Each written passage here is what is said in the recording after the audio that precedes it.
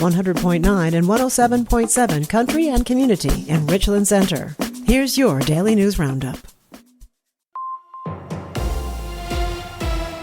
For Civic Media News, I'm Connie Fellman.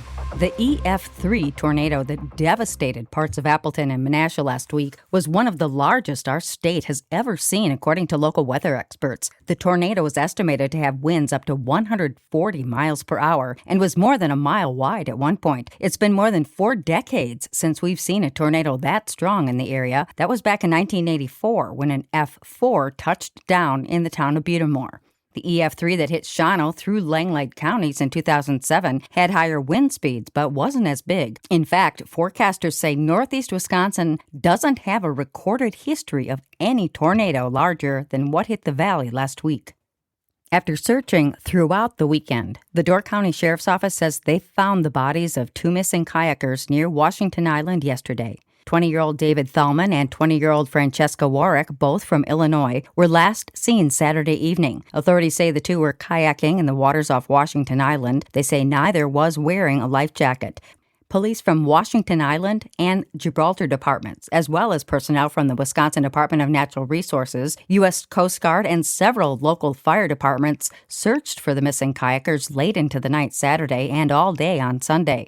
Door County Sheriff's deputies took over the search when it transitioned to a recovery effort on Sunday. Recovery workers found the bodies in the water just before 11 a.m. on Monday. A plane crash in Dunn County left 2 people injured Sunday afternoon. According to officials with the Dunn County Sheriff's Office, the incident occurred shortly after 12 p.m. near Boundary Road in the town of Hay River. The pilot, a 36-year-old woman from South Dakota, and her passenger, a 51-year-old Marshfield man, were both taken to a local hospital. Investigators say the aircraft had just departed from the Boyceville Municipal Airport prior to the crash. The cause of the accident remains under investigation by authorities. A 37-year-old Menominee woman is facing charges of attempted first-degree intentional homicide and child abuse following an alleged attack on her 7-year-old son.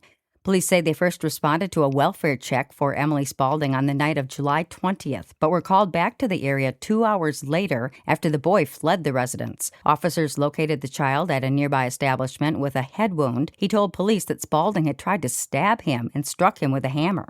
Spaulding was taken into custody and has been moved to the Winnebago Mental Health Institute for a psychological evaluation. The Wisconsin Department of Natural Resources is looking for help with statewide surveys. Officials say volunteers are needed to assist with monitoring deer and game bird populations across the Badger State, known as Operation Deer Watch and Game Bird Survey. Data gathered during the survey helps scientists understand the reproductive status of those animals and make decisions on wildlife management. Participants would just need to submit sightings on a mobile app and don't need to register. The Wisconsin Supreme Court has taken their show on the road. Oral arguments have been scheduled for Chippewa Falls in October. Officials say the Justice on Wheels event will help people learn more about the court, the appellate process, and the role of the judicial branch. The hearing will be open to the public. More information, including the case and seating details, will come out later. Wisconsin's capital city is one of the best places for first-time home buyers. A recent study from finance website WalletHub ranked 300 cities across the U.S. by looking at market attractiveness, affordability, and other factors. The survey placed Madison as the 18th best city in America for those buying a home for the first time. However, 2 other Wisconsin cities ranked ahead of Madison. Green Bay was ranked 13th, and Kenosha was 17th.